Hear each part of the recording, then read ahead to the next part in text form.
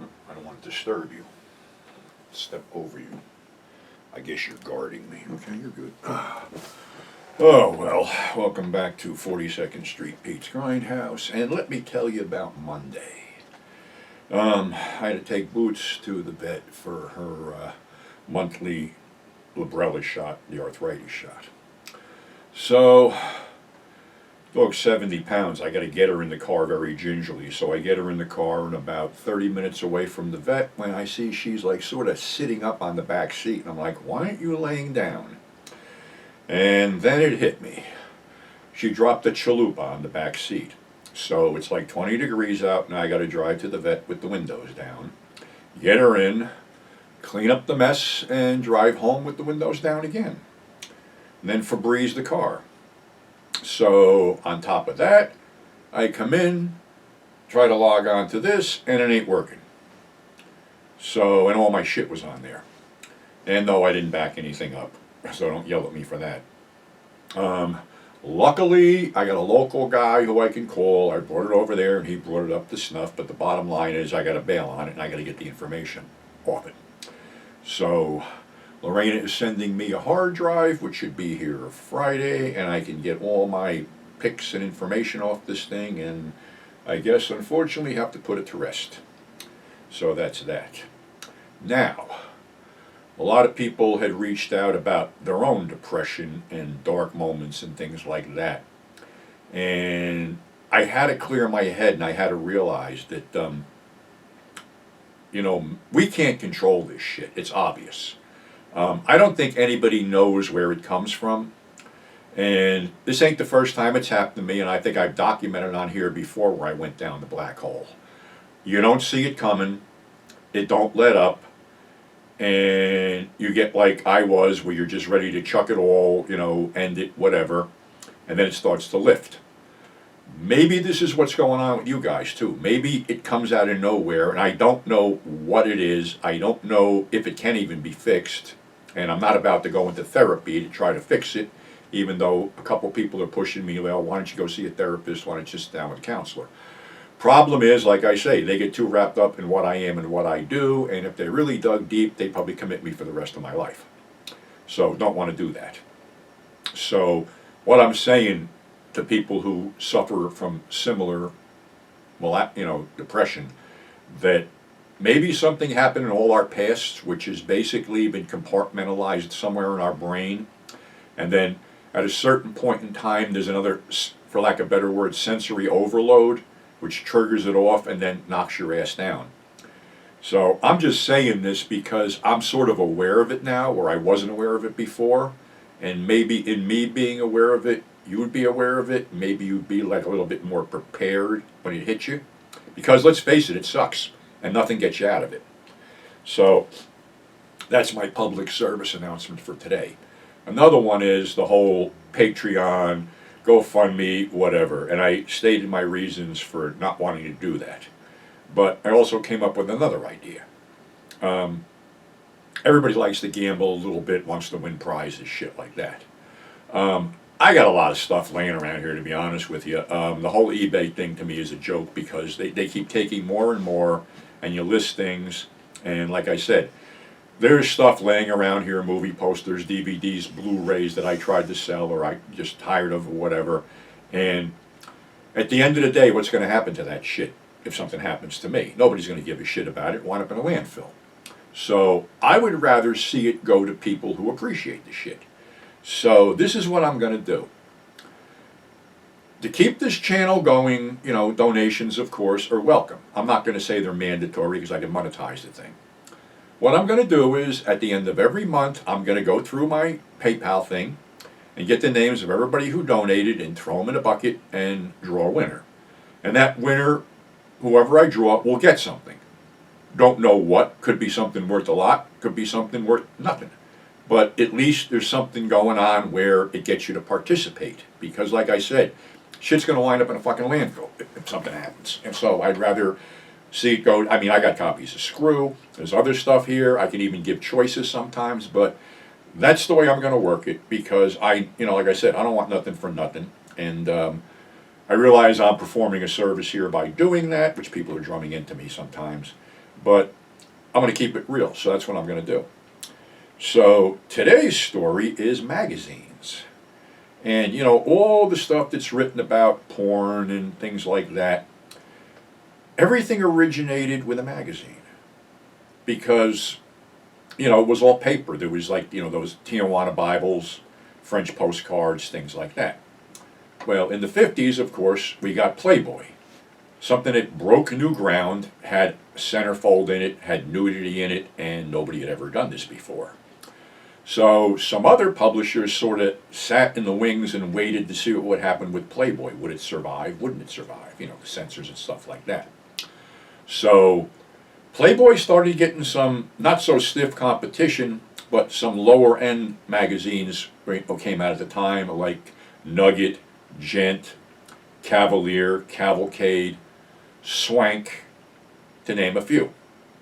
And they sort of teetered, you know, and down the road, another magazine came out, Penthouse. And Penthouse was more slick and showed pubic hair, which put it a little bit up above Playboy. Then came Hustler, which basically gave us a complete gynecological view of women in general. So these were the biggies, and these were called the frontline magazines, basically were Playboy, Penthouse, Hustler, We, Cherry, Gallery, which had a Girls Next Door thing, which made them popular. But all this stuff came out, and it was an avalanche of these magazines coming out. And the thing is that the magazines were a lot cheaper than trying to buy a Stag film or trying to buy, you know, the hardcore stroke books or whatever, because everything sort of, you know, snowballed into the 70s. Well, at one point in these stores, there was mountains and mountains of semi-current, we used to call them stroke books, with the headers missing. And the reason the headers were missing, and I know this because my old man sold magazines, rather than send back issues back in bulk, which would be cost prohibitive, the distributor would tell, you know, the client to cut the headers off the magazines and mail them back in and toss the magazines. Well, I can remember bookstores on 42nd Street, Courageous Books, Book Center, which were basically pretty much next to each other when you passed the Apollo, and this bigger place, I think it was PIA, whatever the hell it was, the big one that was on the left side, G&A or something, and they had piles and piles of these magazines, $1.25 each, 5 for 5, great bargain. Because like I said, you know, hardcore porn slicks were probably upward from $10 to $20. So this was for, you know, your low-end stroker, so to speak.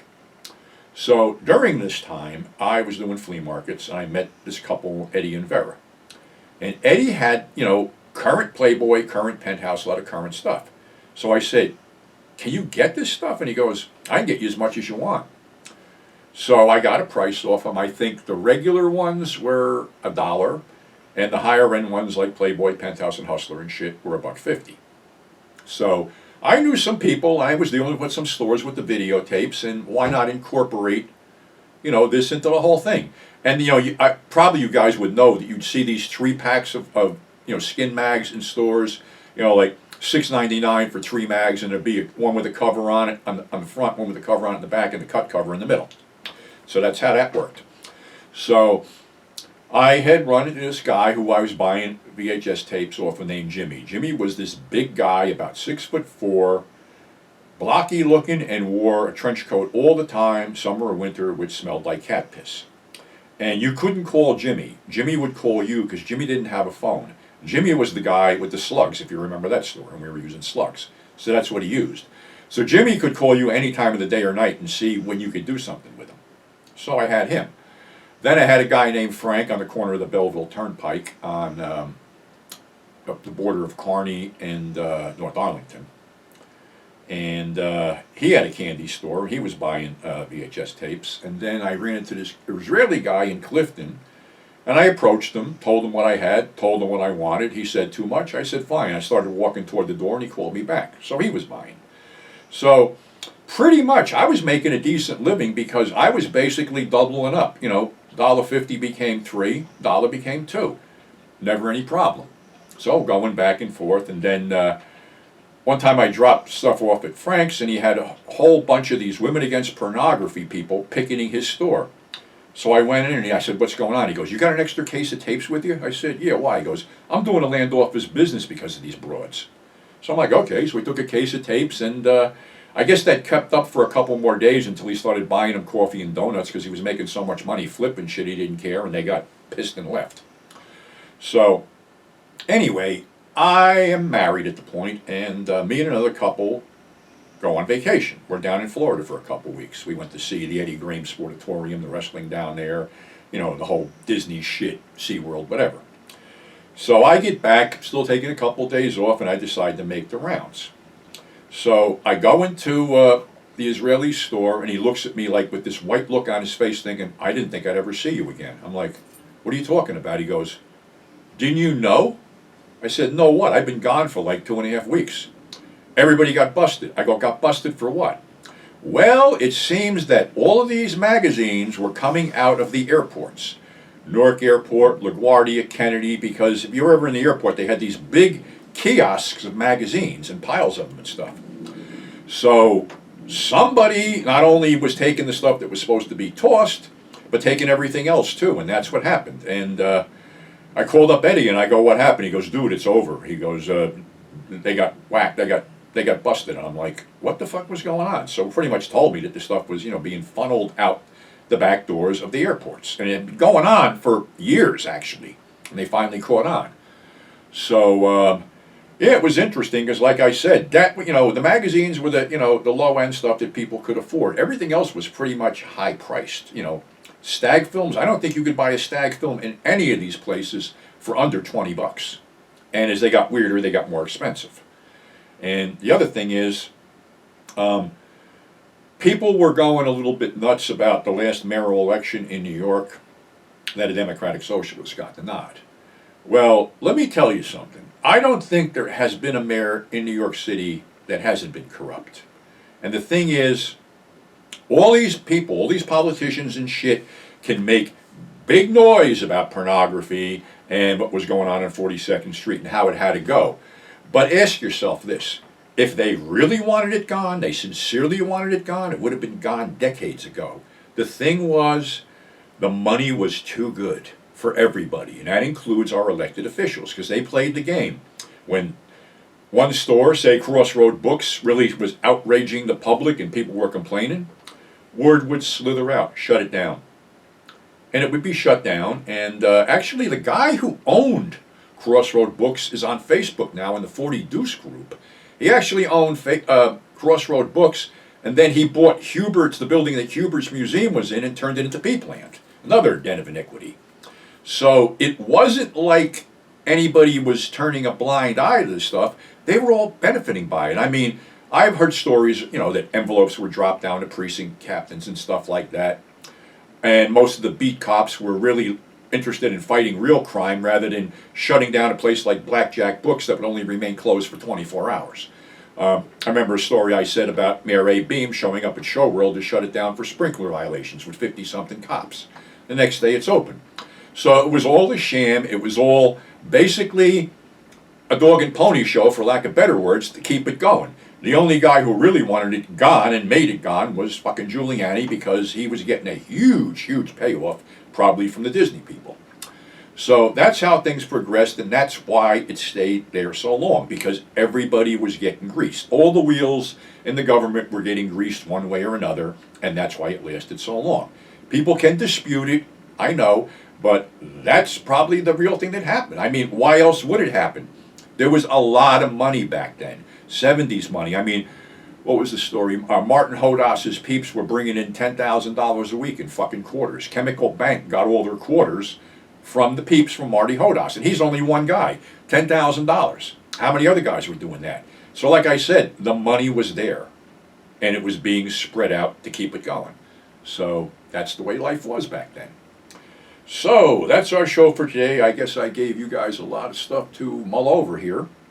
And also I hear that Mr. Quentin Tarantino is making noise again, going after Matthew Lillard for some reason. I guess the petulant little child director hasn't got enough attention paid to him. So next episode, I'm going to pay a little bit of attention to Mr. Quentin Tarantino. So until then, stay safe. Thanks for all your well wishes. Like you can see, I'm trying to snap out of this funk. And thanks again for subscribing, tuning in. And those that contribute, my sincere thanks. You're keeping me going here and the dog's going. And we will catch you on the flip side.